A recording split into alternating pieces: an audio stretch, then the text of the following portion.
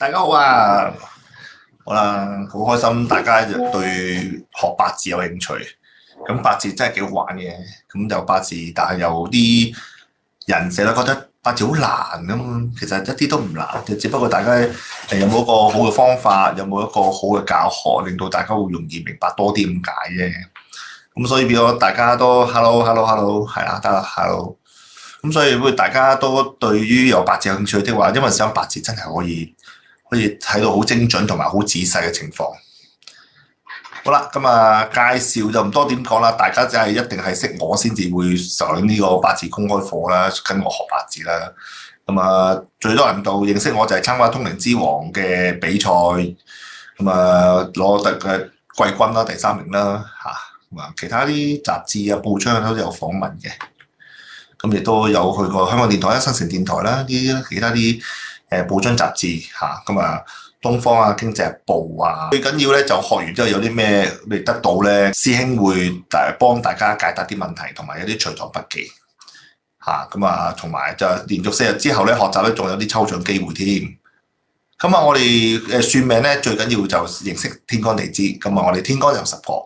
地支有12個，呢個同我哋嘅天星運行有關嚇，所以大家多啲時間係去了解的話咧，其實嚟講，我哋中國嘅算命術同占星啊、西洋占星啊嘅原理一樣嚇，就所以變咗而家現時咧都有啲人會係喜歡去學西洋占星學，或者係我哋嘅中國嘅七正四餘嚇，所以變咗大家都對呢啲有了解嘅，對於認識我哋嘅八字咧都會比較好啲嚇。但係你唔認識嘅都唔緊要，因為想佢本身八字都包含咗係天星學同埋占星學嚇。即係例如我哋嘅10個天干甲乙丙丁戊己庚辛壬癸，就係我哋嘅土星運行。土星運行一個週期幾耐啊？行一個圈，圍住太陽行一個圈，係10年。咁我哋嘅12地支，咁又係我哋嘅木星嘅運行，係我哋木星運行。所以木星係圍住我哋太陽行一個圈，係12年，係一個週期。所以變咗我哋嘅天干地支係同木星同土星有關。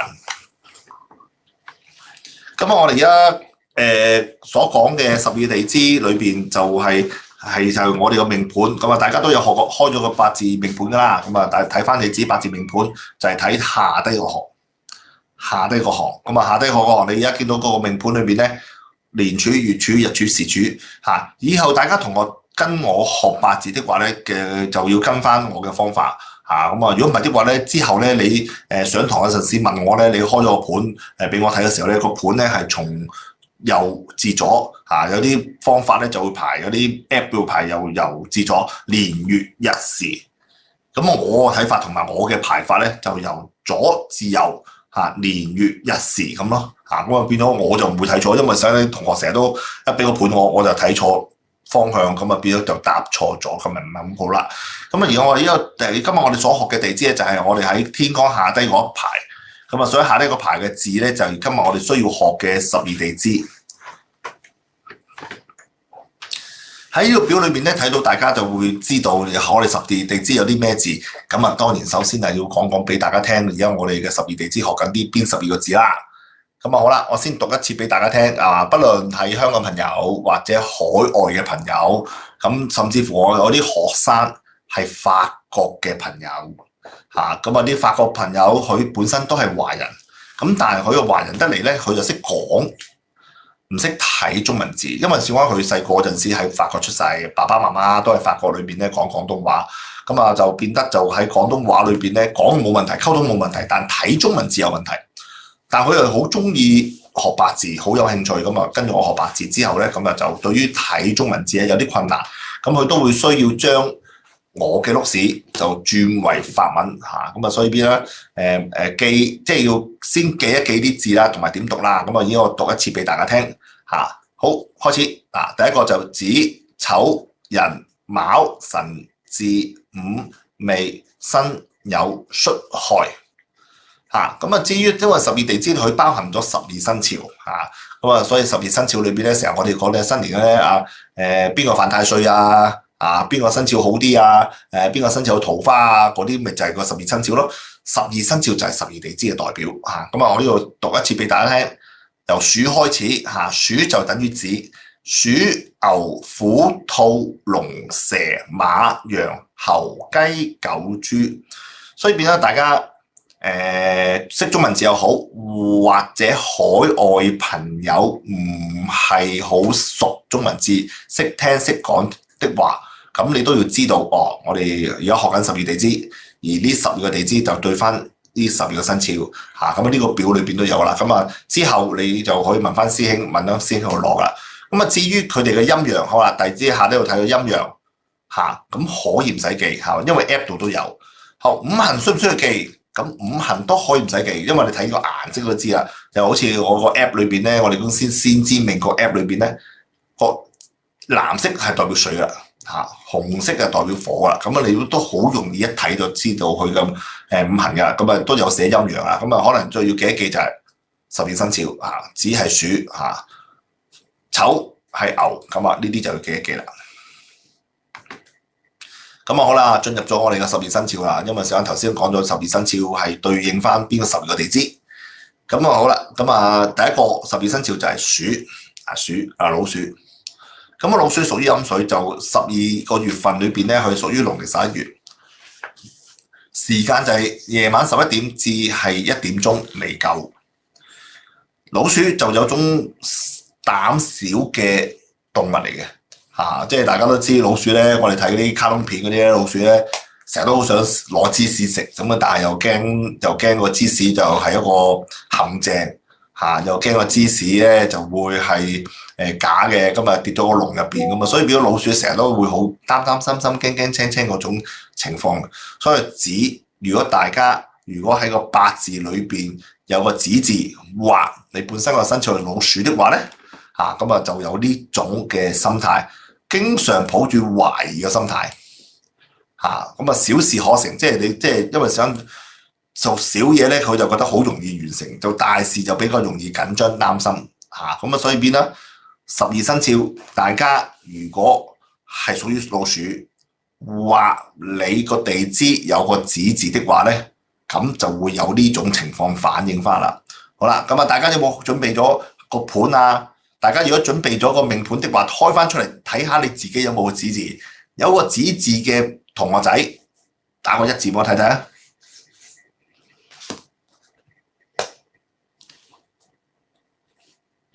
有冇同學仔啊？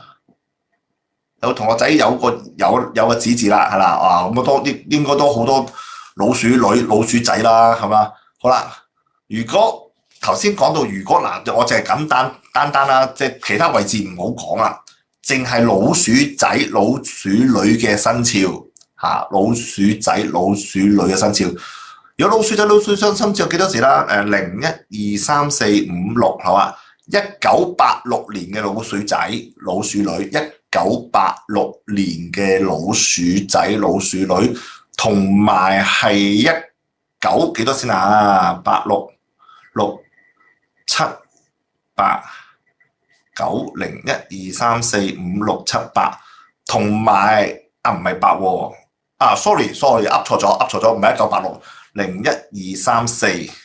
1984係1984年先係老鼠女，係啦，1984年同埋1996年係啦，頭先數錯咗，係啦，84年嘅老鼠仔老鼠女係啦，同埋1996年嘅老鼠仔老鼠女係啦，咁你哋係咪有呢種嘅心態？多多少少都係有少少擔心驚青緊張嘅情況有冇？如果有的話，喂，打個2字俾我睇下。我哋先講1984同埋1996先啦，逐步講。有啦，係啦，咁啊老鼠仔、老鼠女都有個子字咧，多多少少都有種緊張嘅情況啦，係啦，打個2字嗰啲咧就話已經反映咗呢個子字嘅性質啦，咁好啦，跟住我哋講第二個生肖啦，牛啦。咁請問呢個係咪適用喺日支度咧？唔係喺個子字頭先講個子字，頭先我講先就講生肖啦，1984年同埋1996年嘅老鼠仔、老鼠女啦。咁其他唔同嘅位置，佢都有呢個性質嘅情況。咁亦都係分別就係多啲同埋少啲咁解啫嚇。咁啊多啲同少啲咁解啫，係有啲唔同嘅性質嚇，但都係基本上離唔開咁嘅意思㗎啦。地支裏邊都有咁嘅屬性喺入邊嚇。好啦，咁啊好啦，到牛啦，丑啦牛啦，咁啊屬於就係農曆12月，時間就凌晨1點鐘至3點鐘唔到。咁啊丑咧，牛有種固執硬頸，咪成日都有人啲講咧，唔飲水點得撳得牛頭低啦，咁嚇大家唔知有冇聽過啦？咁呢啲都好經常性聽到，牛唔飲水點撳得牛頭低啊？咁意思即是牛係好硬頸嚇，好硬頸嚇，咁啊所以變得咧就係牛咧屬於不近人情同埋有犧牲自己嘅心態。點為之犧牲自己心態咧？即是牛佢耕田噶嘛，牛耕田耕到老咗嘅情況之下咧，佢一般嚟講咧做到劏咗嚟食嘅。即係唔會話老咗啦，跟住咧就等佢百年歸老，唔係嘅。咁啊佢都我工作完做到老咗，咁老咗就冇耕唔到田咁啊。一般嚟講咧就會劏咗嚇，所以變咗有種犧牲自己心態。咁亦都係會有種牛咧唔怕蝕底，佢啊耕田啊幾辛苦幾難捱，佢都會好勤力嚇。所以牛咧係唔怕蝕底。所以牛咧就會有一種好勤力嘅心態啦。好啦，人嚇咁啊老虎咯，咁老虎又好威猛啦嚇，老虎威猛啦。咁啊月份嚟講咧係農曆1月啦，即係我哋講正月，正月就係講我哋新年嗰啲月份啦嚇，新年嗰啲月份咧叫正月啦，咁啊即係人月嚇。老虎有種不成功變成人嚇，咁啊有種突圍而出嚇，點樣不成功變成人？如果老虎要揾獵物，佢就會有種猛虎撲兔嗰種情況咯嚇。咁啊撲兔係咪一定得先？唔係噶嘛，係啊，咁又唔係次次一定俾佢撲中噶嘛。如果大家後生就係大家有睇開動物片的話咧，啲老虎咧追啲羚羊咧係真係追嚟追去嘅，未必一定捉到啊。即係佢可能就睇啱獵物衝出去咧，咁啊即係羚羊都識走噶嘛，係咪先？所以變咗係不成功變成人嚇，同埋佢好中意好有耐性咁等待時機嚇，同埋佢先去突圍而出嚇，所以變得咧老虎係有種係會有種好有耐性嗰種情況啊，好有耐性嗰種情況係啦。有同學仔都話個仔係屬牛嘅，真係超硬頸，真係好硬頸，係啊。嗱，你個仔係屬牛，係硬頸嘅喎，但好錫阿爸阿媽喎，即係佢都好關心阿爸阿媽喎，因為頭先講過啦，有種犧牲精神啊嘛，即係唔會唔理阿爸阿媽噶嚇。係咁啊！而家有啲人都戒牛嘅，我都戒牛嘅，咁啊所以變咗就係即係以前嗰啲唔係噶嘛，即係需要糧食嚇，需要食物咁啊就唔係咁噶啦。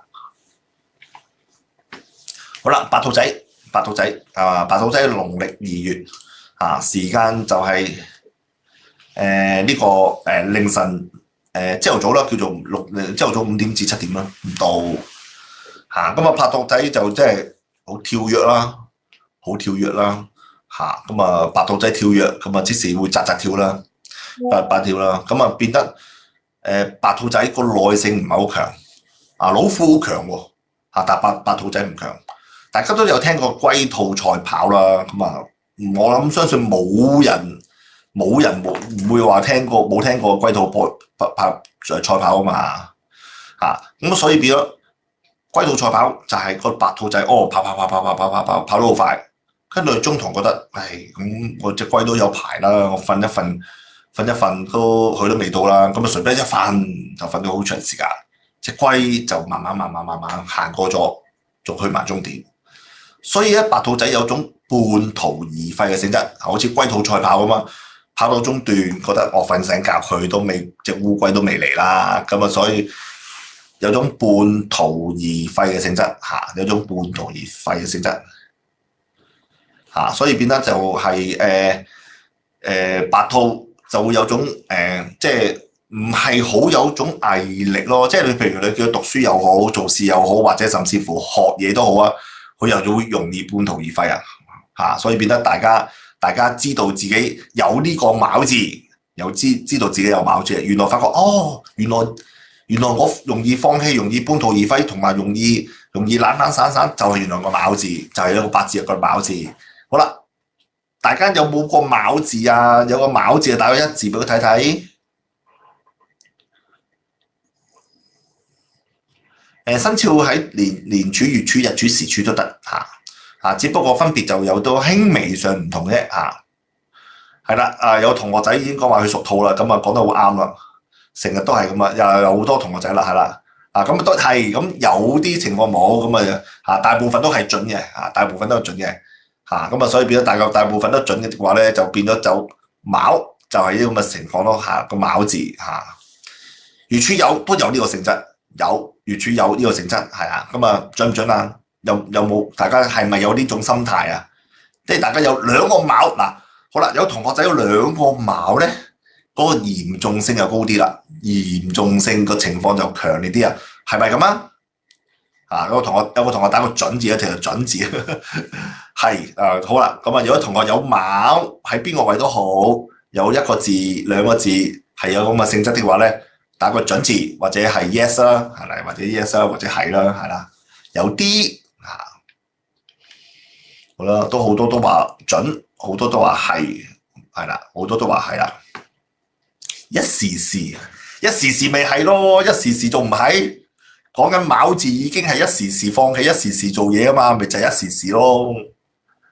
咁啊，好啦，到辰咁啊，辰就係龍農曆3月朝頭早7點至9點未到。咁啊，龍咧，你知啊，龍嗰啲屬龍嗰啲朋友咧，哇，特別叻噶嘛，即係一去到龍年啲人生仔生女咧，就特別想即係特別係想龍年生仔生女噶啦你唔想要卯，但係有個卯字準啊，梗係準啦，證明你跟我學八字一定準啊咁啊，所以變咗龍年咧特別多人生仔生女啊。咁啊，龍係一個好完美主義嘅性質，即係佢要好咯，要求高咯咁啊，同埋要中意叻咯，中意認叻咯中意認叻咯所以變得有個辰字嗰啲人中意認叻嗱。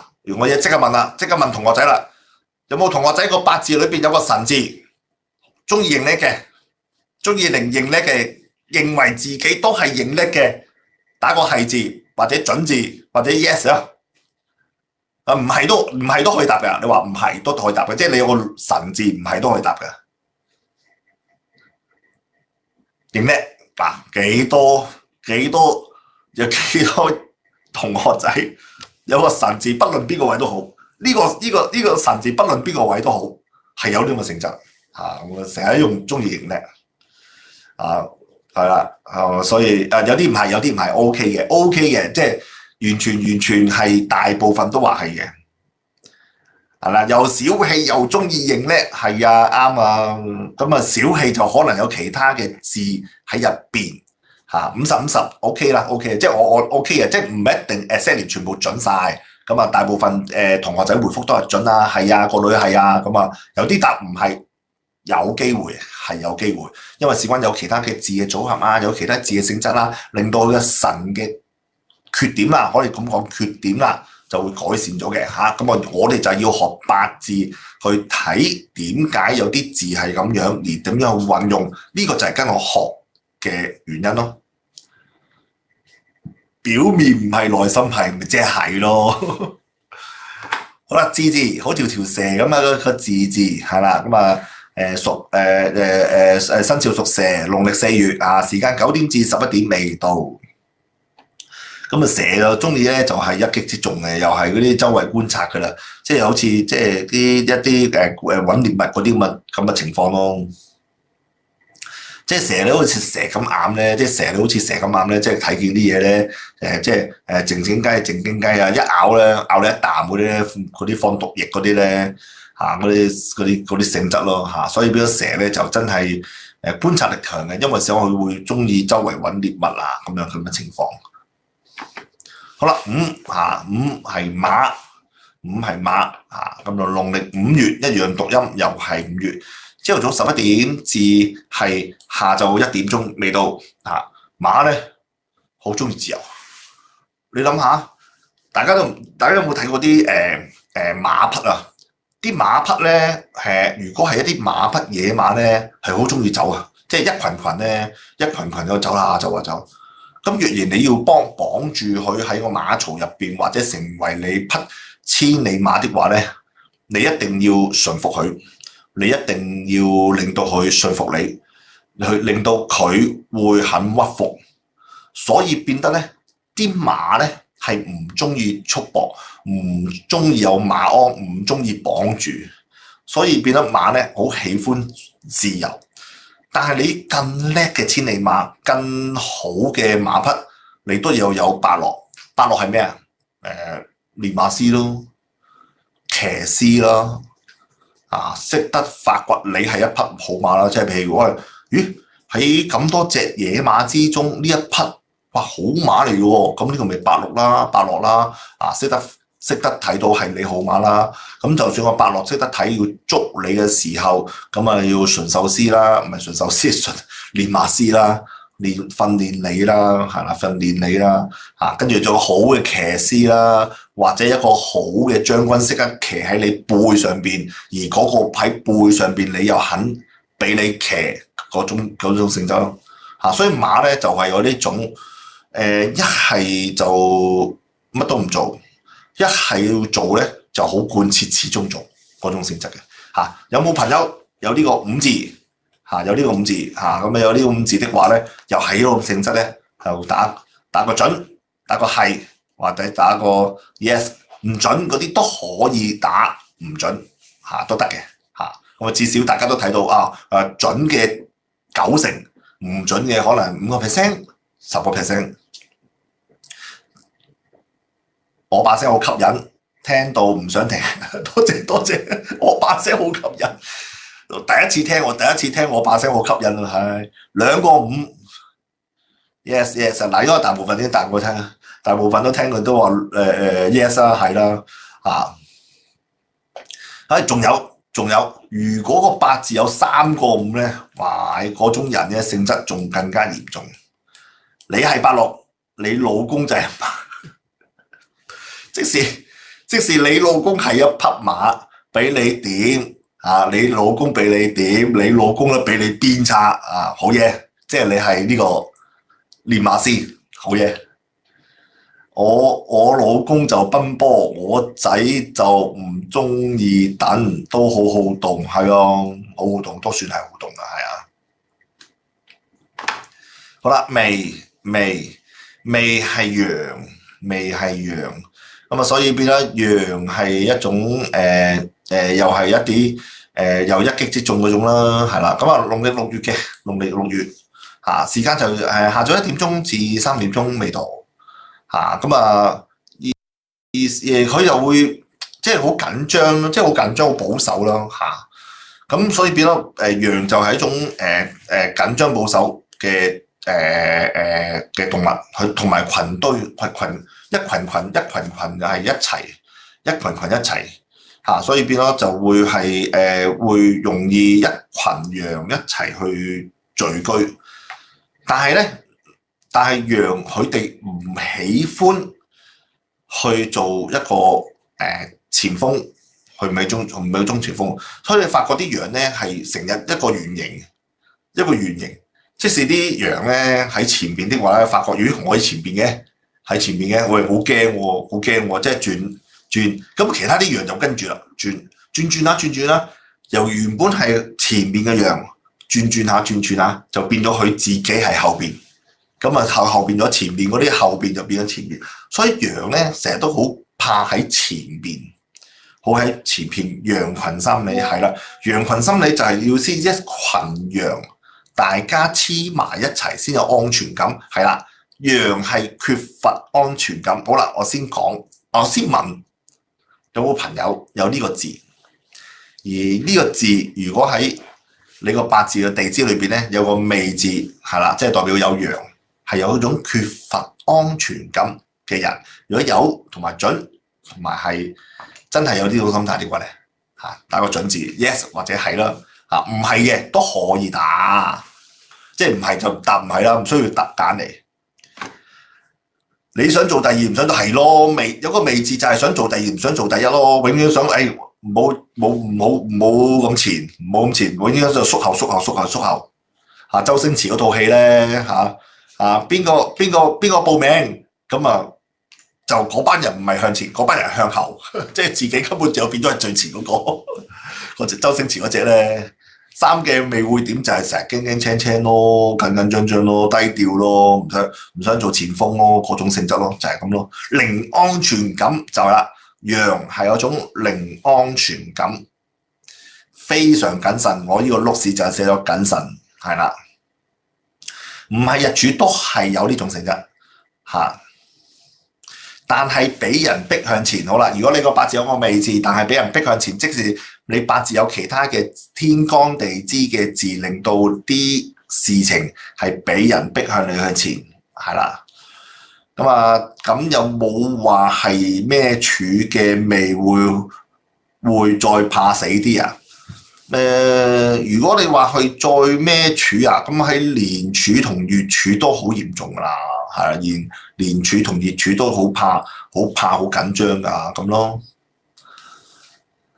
老闆係羊，好細心計啦，佢保守謹慎啊嘛，所以變咗佢好計較添嗱。如果你老闆係羊嘛，你老闆就好計較，所以你老闆咧唔會闊佬，唔會疏爽咁嘅性質咯，係咪啊？呢位同學仔，你老闆係咪計較唔疏爽唔闊佬？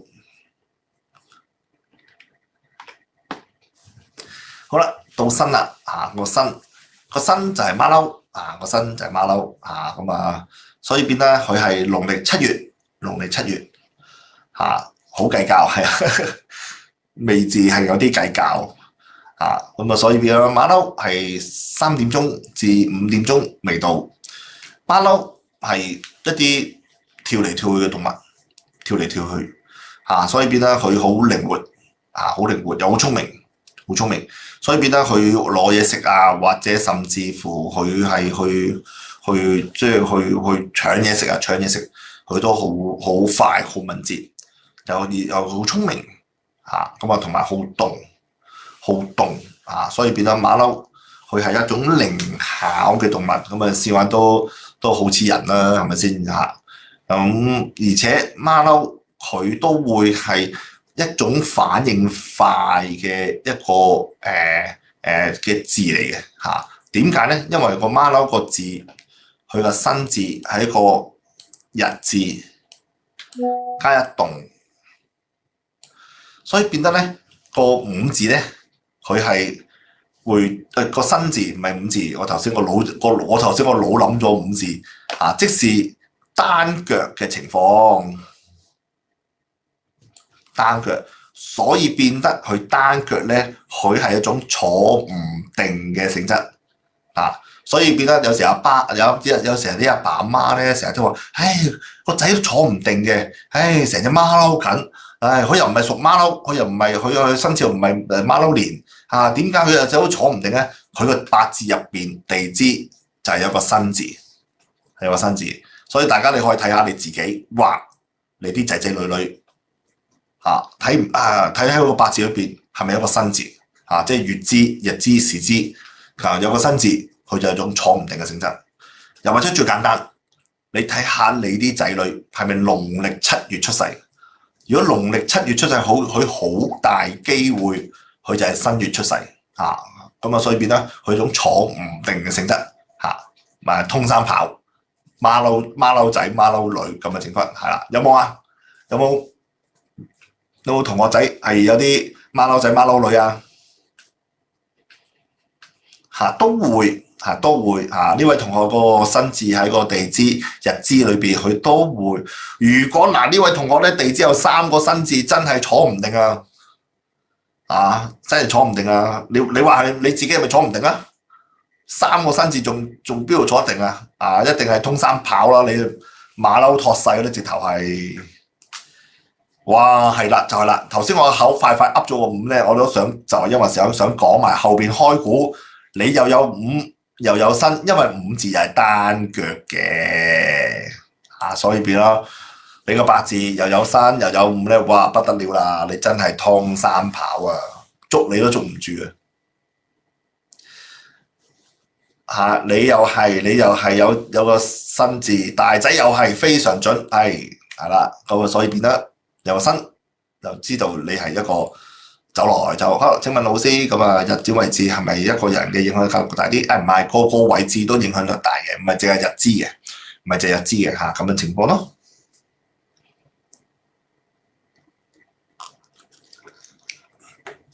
好啦，有同學問係有個地支有3個智字，咁有3個智字咧，頭先講咗啦，個智字就會係對於觀察力特別強同埋係會一擊即中咁亦都可以同大家講我同大家講個智字仲有一個特性，個智字有個特性，有咩特性啊？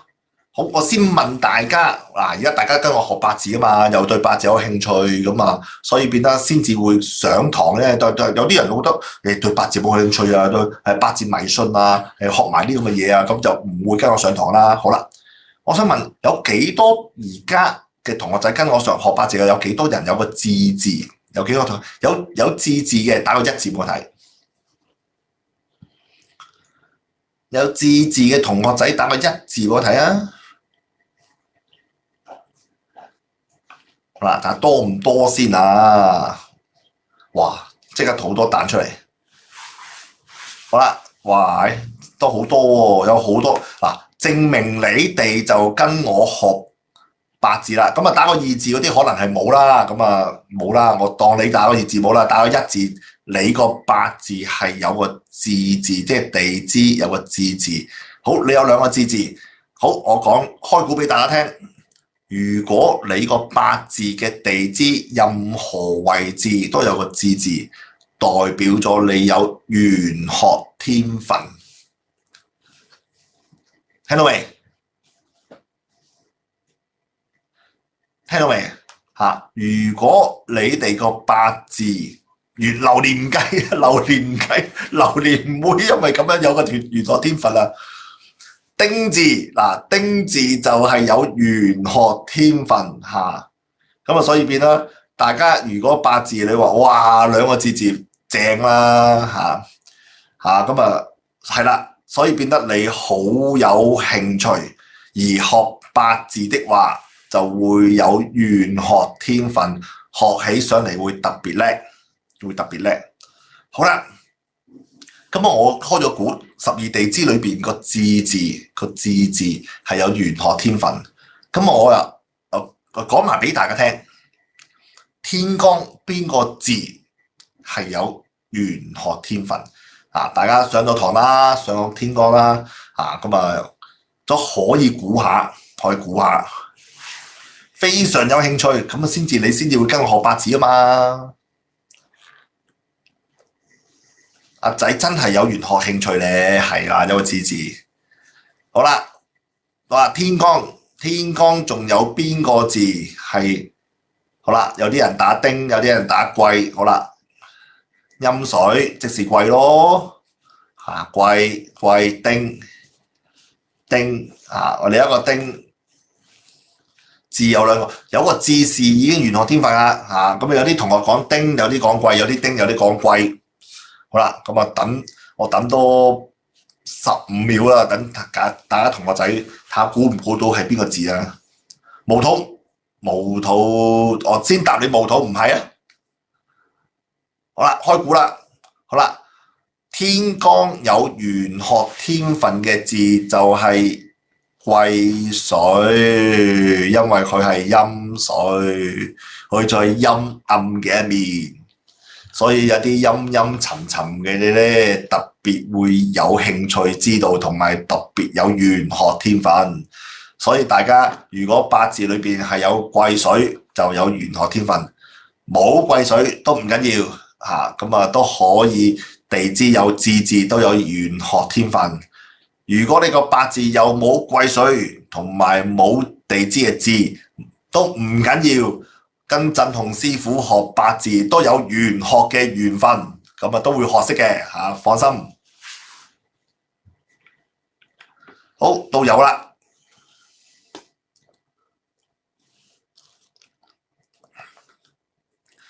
有屬係雞嚇，農曆8月嚇，即係中秋節嗰啲時間嚇。時間上就係5點至7點唔到嚇。雞就係一種唔中意俾人批評，好要面，好要面。大家有冇啲屬雞嘅朋友？大家有冇朋友？有啲朋友咧，如果你啲朋友屬雞的話咧，你唔好當面批評佢喎，佢真係同你反面，真係同你反面。雞真係好要面啊，所以變咗你同屬雞朋友做朋友咧，唔好直接當面教訓佢嚇，要小心啲，要轉彎，要圓滑啲咁同佢講。你細佬屬雞，所以變得你有咩唔啱，你唔好同你細佬拗。佢同你反面嘅會嚇，係咪嗱？好多都話即刻準啦。咁所以屬雞嘅朋友，所以變得咧就你同佢開心飲酒、行街睇戲、講風花雪月 OK， 但講佢一啲缺點咧，佢又唔 OK 咁嚇，所以變咗大家就知道原來屬有怪之得啦。我啲朋友同埋屋企人咧屬雞咧，哇話佢兩句咧好大反應，就係咁解咯嚇。有冇啊？有冇試過？有冇試過？有冇試過？有試過？有冇試過？即係你話都屬雞啲朋友咧，哇好大反應，超準，係咯，咪就係咁咯。話唔話得嘅就係咁啊！你阿媽屬雞，你試下同你阿媽講啊，我唔同你反面就飯都唔煮俾你食啊！係啊，有啊 ，total agree 係啦，好同意係啦，咁所以變啦，我都覺得我自己係屬雞，都係覺得係咁係咯。你自己屬雞都覺得係咁啊！我老公話我會爆佢，即使你屬雞啦。你老公話你會爆佢，即係你係屬雞啦，你唔嚼佢啊？佢想死啊！你真係你老公話你啊！哇！呢個朋友就有字害，有3個字，有個貴，有玄學天分，係啦，跟我學八字係啦。即使黑你面係啦，梗係黑你面啦，你想死啊定啊？會話你屬雞啊！你老公有2個友，真係唔話得㗎，係啊，唔好批評佢，唔好話啊！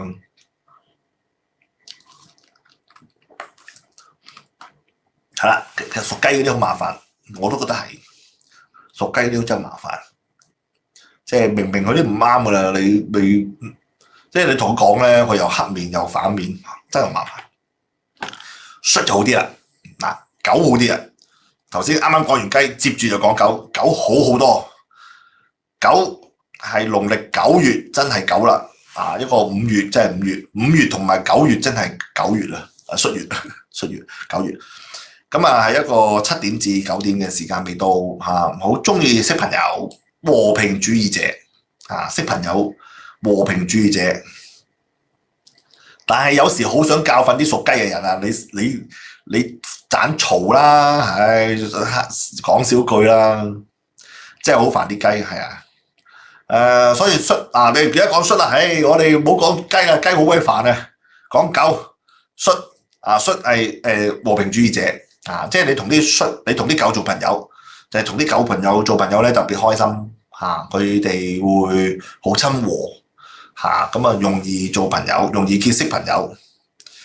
狗對朋友好過家人，係因為佢好忠心，好忠心，佢會係對人會熱情，對人熱情，亦都好中意有和平嘅性質即係唔會中意吵鬧，唔中意煩咁嘅情況。所以變得戌就係怕煩啦，中意大家和平啦咁嘅情況所以變咗大家個八字，你哋個八字有個戌字冇個酉字咁係希望大家一團和氣咁嘅性質。你細佬有3個戌你細佬3個戌咁都係好親和啦，即係你同你細佬好親和啦，同埋會係好和諧啦，係啦咁準係啦啱啊！準係啊，所以你跟我學嘅一定準啦，因為想我教得你哋一定係將最準嘅嘢教晒你哋所以你哋一跟我學用得就會幫朋友幫身邊嘅人就會準。咁我啲學生即係而家跟我去學嘅學生，已經學咗半年到啦，已經可以話叫做梁師傅陳師傅即係同事啫喎。跟我學咗半年。喺公司幫啲同事贈2句睇下算下，已經變為陳師傅、李師傅、張師傅、趙師傅咁噶啦，已經啲人會湧住揾你去算揾你去問你啲問題已經好受歡迎嘅。所以學八字幾好嘅，學八字咧就會好多朋友會揾你好多啲朋友咧就會揾你食飯請你食飯等你贈佢2句飯都食多2餐嘅，真係特別開心。所以學八字有好多好處。好啦，點解你家姐一啲唔和平，好喜歡講是非？好啦，我哋有其他字啦，我可能會需要啲字嘅配搭，令到佢冇咗個戌嘅優點喺度。佢完全冇脾氣，係啦，有個戌住係完全冇脾氣，係啦。我中意人，唔中意人有咁係計啦，即係冇脾氣就佢做啦。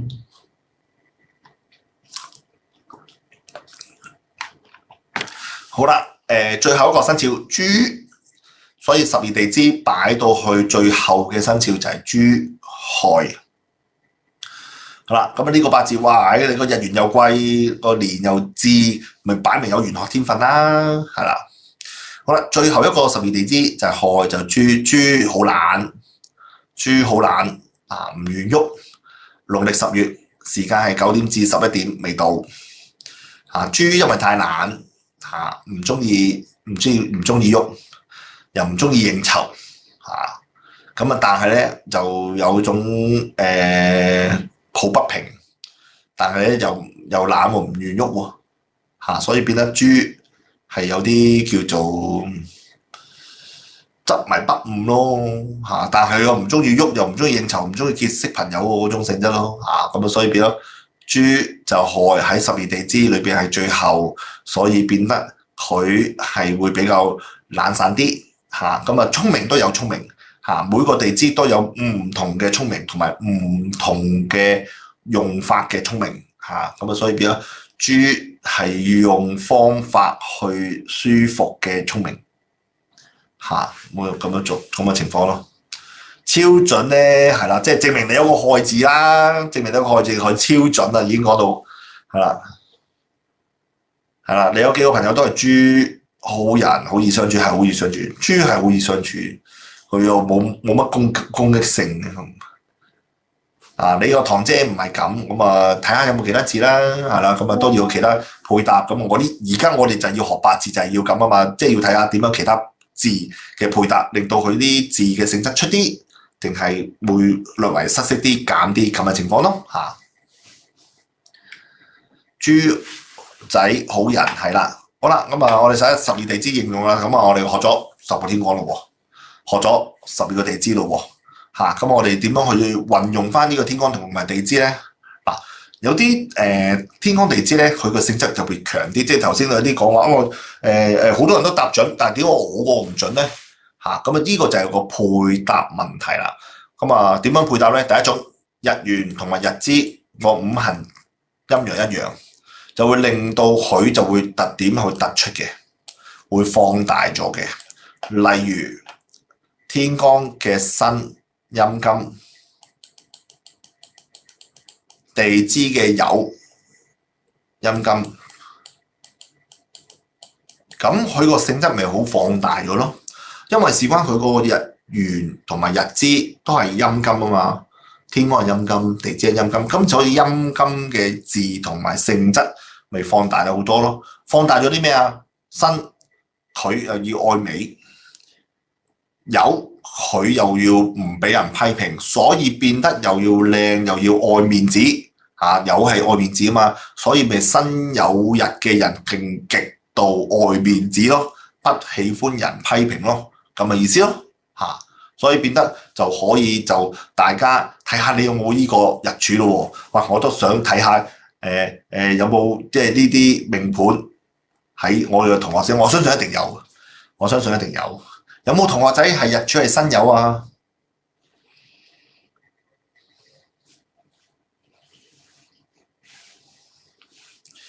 應該你係嗱，好啦，嗱有個同學仔已經係啦。咁你係咪頭先好似所講形容辛酉雞唔係一講辛酉嘛？我要講呢一個，唔係講甲人啊嘛。好啦，今日辛酉日主啦，咁啊有同學仔係辛酉啊，咁啊所以變得你會比較上特別愛面子，不喜歡人批評嚇，咁啊係咪啊？係咪有嗰啲咁嘅性質？頭先我哋同學仔有係啦，咁啊。辛字唔係，戊子唔係，我而家唔係講呢啲啊嘛。好啦，另一啲組合啊，另一組合咧就會日元同日支有種互克嘅情況，即是會會有種相反矛盾咯，即係會呈現咗佢性格會有啲矛盾相反嘅情況。咁點樣會出現咗矛盾？就係因為時間天干同埋地支有種互克嘅情況。好啦，我哋睇呢個例子啊。咁啊，天干係甲木，地支係辛金，金克木原本甲木係咩啊？係棵大樹啊嘛，係慢慢生長，但辛金係馬騮嘛，辛金馬騮嘛，馬騮會喐嚟喐去啊，係咪好矛盾啊？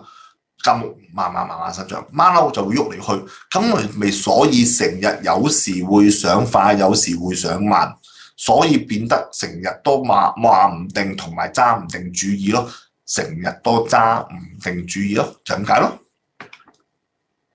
所以大家就跟我學咗呢幾課嘅八字嘅公開課，咁啊已經可以將我啲公開課嘅資料咧，天干同埋地支拼埋一齊。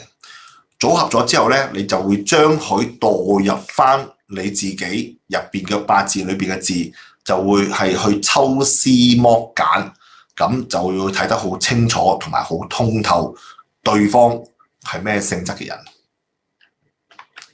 好啦，另外有啲特殊情況，有啲咩特殊啦？有幾特殊咧？就係水同埋火啦。咁啊，水同火咧係特殊啲嘅。因為水如果天干係陰水的話咧，佢地支一定係陽水；如果係天干係陽水咧的話咧，佢地支係陰水。咁啊，所以變得咧佢係會種反覆嘅情況。好啦，火都係啊，天干係陽火，地支都係陰火。天干陰火，地支一定陽火，所以變得佢成條柱都係水喎，或者甚至乎成條柱都係火喎。但係佢有種陰陽互見嘅情況。所以變得佢會有種思想矛盾、行為矛盾同埋做法矛盾嘅情況。咁呢種係特殊情況啊，就係只有水同埋火係先至會見到有嘅。係咁啊，大家都可以睇下你自己嘅八字有冇呢個日柱咯。如果你八字有日柱係有咁嘅情況的話咧，就會有呢啲咁嘅矛盾位。咁啊，八字梗係有啲矛盾性質㗎，因為想你個八字裏邊嘅性質，佢唔會一次過完全一樣嘅，佢有時會進取，有時會擔心，呢啲就咪矛盾咯。好啦，咁啊，我哋講咗十二地支咯，咁啊，我哋都講喺我哋十二地支裏邊咧，我哋都可以分萬眾貴。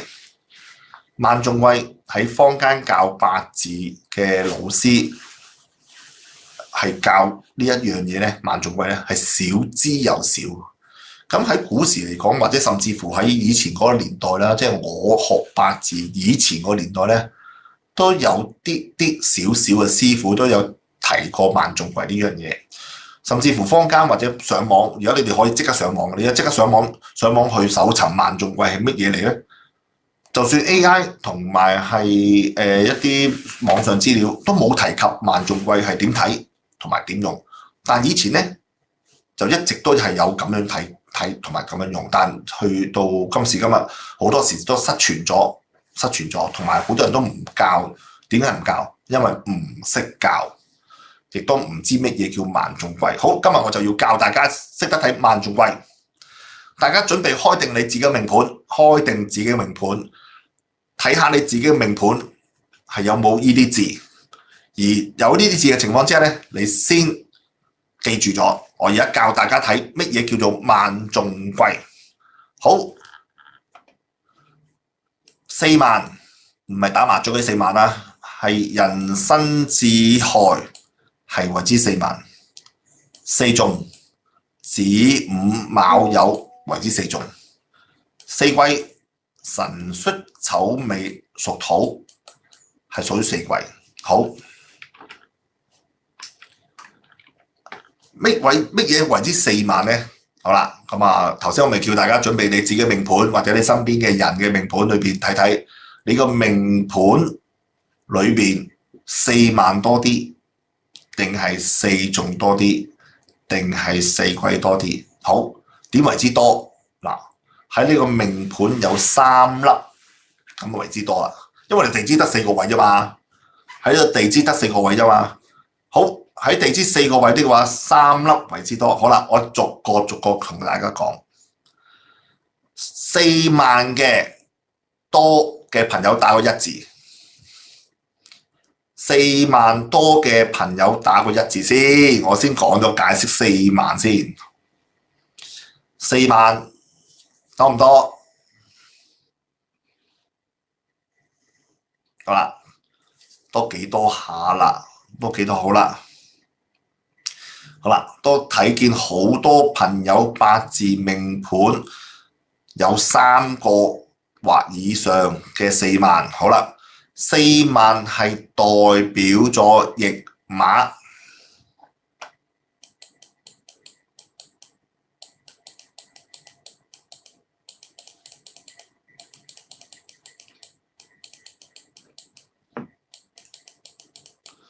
所以變得咧，如果你個命盤裏面有3個或以上嘅萬，代表你有驛馬，代表你一生人嚟講會係有種走動性，走來走去，勞勞碌碌，唔中意坐喺度，唔中意坐定定，唔中意係太沉悶嘅工作，所以變得咧。八字裏邊有3個或以上嘅4萬嘅命盤，你哋就中意周圍去，經常走動，係啦，經常走動，大多數會係做啲流動性工作，跑數、地產經紀或出去外邊工作嘅人，或唔係坐死寫字樓嘅工作嘅人，好準，係啦，好準。好啦，頭先我講嘅嘢，大家套翻落去你個命盤度有4萬多嘅人，準嘅答我係咪準啊？係啱啊，或者 yes 都得嘅。航空係啦，你做航空咪有多啲萬咯，咪飛來飛去咯，準啦，係咯，嗱，準啦，好多都答準啦。嗱，唔準都唔緊要啊！你答話唔，你有3個或以上，有3個或以上嘅萬係唔準。頭先我啲説話唔準，你都可以講嚇，可以講啊。大多數就超準、準同好準係啦。有個已經係答準，飛來飛去係啦。有個就話坐唔定係啦，唔多次我唔緊要，即係。你如果你八字裏邊多萬嘅，但唔多次，都要其他地方去考慮，係啦，咁樣啫。好啦，咁啊，因為時間大多數都係會準嘅，啊。冇得四圍走動就唔開心，即係你多萬啊嘛！如果多萬唔俾你走，你梗係唔開心啦。萬就會中意走，中意去旅行，係啦。兩個唔算多，兩個唔算多，三個以上先係啦。返公園搭長途車算唔算算？算，返工好遠，長途車都算，走來走去係啦。咁啊，唔中意坐 office 係咯，就咁咯。好啦，到四種代表係桃花。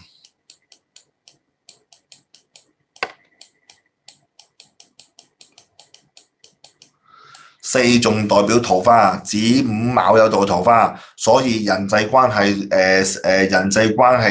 人事人情識朋友同埋銷售講嘢都係仲會多啲。如果你個八字係多種，即是三個或以上嘅桃花腳，你就會從事銷售、人際關係、marketing、見客、sales 呢種性質。你哋有冇啊？你有三個中，啱啱準唔準？啱啱準唔準？仲多咧三個中。三個中咁就會中意做一啲見人、待人接物，同埋係啲銷售嘅性質嘅嘢，係啦，所以就會準，係啦，所以準咯。冇中就係冇桃花、冇人際關係嘅興趣，中意做自己嘅嘢 ，yes 啦，係啦。兩個中都做 sales。係嘅，咁啊，即係變得中意做呢啲傾向性嘅嘢咧。係啦，你朋友有四個中做銷售，咪就係準咯。準，但係唔中意返工。唔緊要，你有四個，你八字你都冇中多三個或以上，唔中意返工，係中意自己做自己嘢，或者做一啲自由工作者啦，係啦，咁啊都係準㗎，係咪先？好啦。到四季辰戌丑未土係負係啦，啲夾萬係啦。咁有辰戌丑未呢啲嘅負咧，個人咧係好喜歡保守、穩定、穩重，唔中意變化，如果你八字裏邊有三個或以上嘅四季辰戌丑未，即係代表咗你好喜歡穩定，打份工會好耐，做嘢中意穩定，唔好成日出街，唔好成日多變化咁樣，所以變得你個八字多重就會做一啲會計工作，做出納咁啊，係咪啊？一粒都冇，咁冇辦法啦，勁準。梗係啦，即係你負多就咪就係做啲穩穩定定啊，坐喺寫字樓啊，你唔好傾偈，唔好見客，唔好出街嗰啲咯，咪就勁準咯。四個負會唔會好有錢？負同錢係有關係，但係負越多係咪特別多錢？唔係咁一粒都冇，唔係話冇錢，唔係冇錢。但對做會計所以咪貴就係負會做會計就咁解咯，好啦，我哋咁教咗天干地支啦，咁我哋結合埋一齊用啦，咁我哋都去教大家點樣睇你自己有冇錢剩咯喎。咁有啲人點解會特別有錢？點解啲人咧就揾完錢就剩到錢？點解自己咧揾極啲錢咧都冇錢剩喎？就係睇負。好啦。咁我哋睇個財富有幾大咧？咁有唔同嘅程度，有唔同嘅組合。咁我哋先講，我先教大家睇最好嘅組合。如果你個日元係甲乙木，地支見到個辰字就係你個負，咁你嘅錢會特別大同埋特別多。如果你八字係丙丁的話咧，你個地支任何一個位咧見個未字，你嘅錢特別多同埋特別大，就會儲到錢。你個地月日元係戊嘅，你見到辰同埋戌任何一個位置，咁啊你儲嘅錢同埋你有嘅錢係特別多同埋特別大。到己啦，見到未同埋丑，亦都係咁樣特別多同埋特別大。庚申你見個戌，你儲嘅錢同埋揾嘅錢都特別多。壬癸水見到係丑土，你揾嘅錢同埋儲嘅錢就會可以整得多。咁樣睇好啦，大家睇翻自己日元，甲乙丙丁戊己庚辛壬癸，大家有冇對應翻嘅財富啊？有冇啊？打俾我睇睇。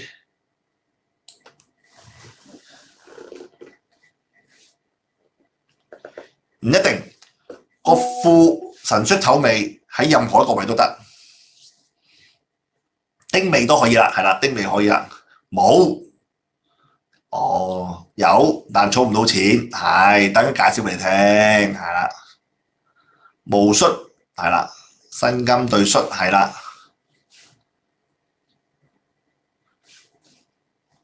冇有月柱哇！丁未有係啦，己未有係啦，丙辰唔係。好啦，辛對戌好啦，所以變得呢度頭先有啲同學仔講話有啊，但係都儲唔到錢。咁啊，你要睇我哋聽日個課嘅十神啦。呢度就係個日元對應翻個財富，即是代表你揾到錢，可以儲到錢。但係點解個同學仔答都係冇錢剩咧？就係有嗰啲十神，有啲十神就係令到你咧係會儲唔到錢，同埋係用錢特別多。咁我哋就之後不久將來就教大家點睇十神啊，所以大家繼續跟我學八字。嗱，咁我睇個例子啦，呢個喬布斯啦，大家手機咧成日揸住咧，日揸夜揸嗰部手機咧 iPhone 啊，咁呢個就係喬布斯嘅八字啦。咁啊，根據網上資料揾到佢個出生嘅年月日就冇時間嘅。咁啊，得知咧，阿喬布斯係丙火日元丙南嚇。咁啊，丙南咧，頭先我哋講過個庫喺邊啊？丙日元個庫喺邊度啊？大家記唔記得？丙丁個庫係喺邊度？丙丁個庫喺邊啊？幾位同學仔有冇識得答我啊？係啦，未啦，係啦，丙丁個庫就係未啦，啱啦，有聽書，抵讚，所以變得喬布斯個庫就係個未，咁啊就揾到又剩到咯喎，咁啊佢又有個辰字喎，咁啊個作用性都大，都有用嚇，所以變咗呢個八字裏邊咧個庫特別有力咯。好啦，咁我哋睇睇呢個八字裏邊嘅萬眾貴啦，係啦，咁啊我哋咧萬眾貴，同埋再睇睇佢有冇幾多其實係咩日柱，同埋睇有冇睇下無庫啦。咁我睇1、2、3啦。嗱，大家同學仔，而家我考下你哋咯，考下大家有冇聽書咯。好啦，第一個問題就係佢個日柱呢支命個男仔。呢度寫住啦，大家可以睇到呢個男仔啊，呢個男仔啊，呢個男仔嘅日柱係乜嘢日柱？大家識唔識睇位置先？佢日柱係咩啊？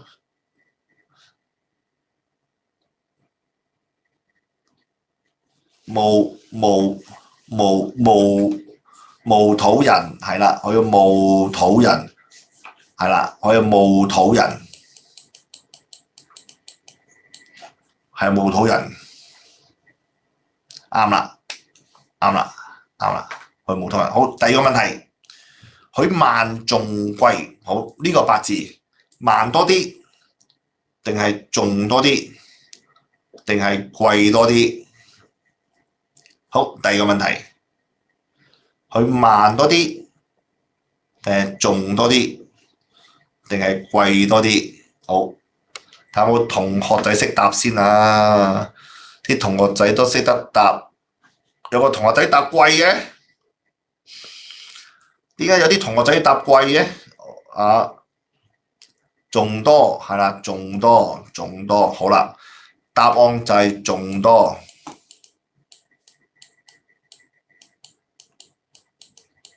係啦，有3個仲。好啦，第3個問題，大家都頭先第一個問題，佢係土日元啊嘛，佢係墓土人啊嘛，墓土人嘅父係邊一個？墓土人喺呢個八字裏邊，係啦，墓土人嘅父係邊個字？而喺呢個八字裏邊，邊個係佢嘅父？哇！有同學仔即刻識答喎，好嘢喎，好叻喎。係啦，佢嘅父就係神啦，啱啦。係啦，佢個父就係神啦，啱啦。有啲同學仔答得幾好。咁啊，所以變啦，大家學咗我哋嘅八字嘅天干啦。八字天干識人術啦，同埋今日教嘅十二地支啦，同教咗大家萬眾貴啦，教大家睇咗呢個庫啦嚇。所以變咗大家都可以睇一睇你個八字裏邊咧嗰個自己性格，同埋係大家嗰個優點同埋缺點，都係呢個課程裏邊咧天干同埋地支咧，當然可以睇到你哋知道嗰個性質噶啦。而之後我仲會教大家睇大運。大運就係睇到你一生嚟講咧，喺嗰條 highway，定係喺條崎嶇路，定係喺一啲彎彎曲曲嘅路。所以變得八字我哋有8粒字，就即是等於我哋4柱，仲有我哋嘅大運。咁我哋要學識睇大運，就係睇我哋條大運係一條 highway 直路啊！直路你一係就係踩油再響聲去啦，定彎彎曲曲咧？定係嗰條路係直路，但係好崎嶇、好爛，直路得嚟好蹬？定係你彎彎曲曲再加爛路咧？咁啊真係棘啦嚇！所以人生裏邊咧，就真係要知道自己嗰個命盤嘅優點缺點，再要知道自己嘅運氣幾時好幾時唔好。咁兩樣嘢配合的話咧，就會知道你自己將來個事情會發生啲咩事，將來條路行得好唔好，將來行得好幾時會發生問題，就係要知道自己嚟緊將來幾時發生問題，就我哋要去避免同埋去改變。正等於你個事業將來會有啲改變，而迎接好與唔好，你都要知道要準備。將來你個健康出問題，而家我身體好好，跑步咧就可以跑好耐。將來健康出問題就係嗰一下，成日都聽見啦，跑步跑下暈咗，急救翻。行山行下要直升機吊住去醫院。揸車有意外，自己好穩陣，但係隔離嗰架車唔穩陣，一嘢撞埋過嚟。呢啲就係突然其來嘅意外。我哋可以通過八字去睇幾時會發生意外，通過八字睇到發生意外個時間幾時發生，可以得知到自己原來前邊會有啲問題發生，去點樣避免，同埋作好準備。呢個就係我哋學八字嘅原因，唔係淨係話單單就係知道好唔好，我哋要知道點樣好法，唔好都要知。有啲人咧就會覺得聽八字，哎呀好怕聽八字睇八字啊，我會驚聽到啲唔好嘅嘢啊。任何人都會必然遇上啲唔好嘅嘢，一定冇可能一生人平平坦坦，完全冇可能一生人都係全部好嘢，冇可能，一定會有啲唔好嘢發生。算命就係要聽啲唔好嘅嘢，算命淨係要知啲唔好嘅問題發生，好嘅嘢唔使聽，因為佢會發生。好嘅嘢佢自必然會出現，係咪？你唔使聽噶，你會有噶啦嘛。但係你要聽唔好嘅嘢，因為佢都會出現，佢會出現嘅情況咧，你要知道點去防範，同埋去避免，同埋準備。即係譬如我同你講，3年之後你會有啲腸癌，你會有腸癌嘅問題。而家我冇喎，你梗係冇啦。我同你講3年之後嘛，咁點算啊？2年之後你要照腸鏡，你要照腸胃鏡，咁如果有問題的話，盡快處理。所以變得會算命，通過八字算命，知道你3年後嘅問題就有腸癌，你唔知道，你去唔照，你唔去檢查，好啦，要有人息肉嘅情況之下，去到第4年好變 cancer， 好第5年之後變咗第幾期，咪就係呢啲就係時間過程咯。第3年開始有息肉，第4年開始變癌症，第5年咧再變癌症，變末期就係咁咯。所以變咗你算命個作用就係要知道第3年有問題。第2年我已經切除咗，冇埋個問題發生，呢個就係算命嘅作用，同埋我哋去學算命嘅用途，不論自己去睇，甚至乎幫身邊屋企人睇都有用。甚至乎你我學得到，但我驚唔夠精準，我驚唔夠好似趙師傅咁準，你都可以自己睇到啲，跟住再去 confirm 下都可以嚇。所以變得我哋學八字好似學數學咁教，一乘一等於1乘1等於1，2乘2等於4，大家都識得算數學嘅乘數表，即使八字其實大家都要學識八字，等於好似學識乘數表一樣。所以今日我再重複講俾大家聽，今日我哋教咗12地支子丑寅卯辰巳未申酉戌亥，大家記住12生肖。鼠牛虎兔龍蛇馬羊猴雞狗豬咁咪好舊啦。其他5行睇顏色，陰陽佢會有寫埋，個 app 都會寫埋。所以今日我要講俾大家聽，今日教嘅重點就係話，我哋要用日柱去睇性格。咩日柱啊？天干加地支就為日柱，天干加地支為之日柱。咁如果我哋天干嘅同埋地支個日元5行同陰陽一樣的話咧，佢特點會放大。如果相克，佢就會有一種矛盾性質。第3種就特殊例子係水同火嘅啫，思想反覆同埋拖延。另一樣嘢係我教大家嘅秘密其實呢個唔係秘密，只不過以前啲人識近呢20零年我諗近20零年冇人提過，或者啲師傅都唔識，冇教過，忘記咗呢件事但係本身有。就係萬眾歸我已經將呢個以前嘅好用，同埋以前一個八字嘅重點攞翻出嚟教大家。而家好多出邊都唔知呢樣嘢係咩嚟嘅。你同其他師傅講，其他師傅都唔知。而家你上網揾網上都冇呢啲資料。好啦，今日重點財富天干日元你嘅天干日元對翻你嘅財富。揾翻你嗰個財富有幾大亦都教咗大家睇天干意象啦、地支意象啦，天干地支加埋一齊點睇啦，教大家睇到萬眾歸啦，同埋有冇富啦好啦，聽日大家都會覺得好精彩啦大家記得要睇翻個筆記今日我教咗好多知識點因為想琴日教嘅嘢同今日嘅嘢，今日已經多咗好多啦。大家要溫下書，睇翻個筆記對於八字有興趣嘅，聽日就再睇下冇興趣唔緊要，慢慢學習，都會學得好多嘢嘅。聽日預告十神代表咩含義，同埋教你點樣去論斷事業、財運、性格同埋你嘅貴人聽日期待等你哋去學呢個十神。好啦，落完課之後，大家必須要做咧，就揾阿師兄攞啲筆記啦，做下啲作業啦。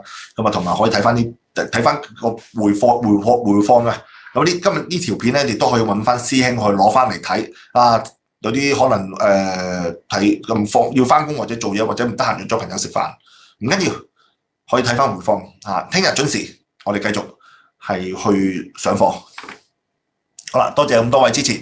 唔好走開住，仲有等啦，仲有等埋師兄同大家講多兩句。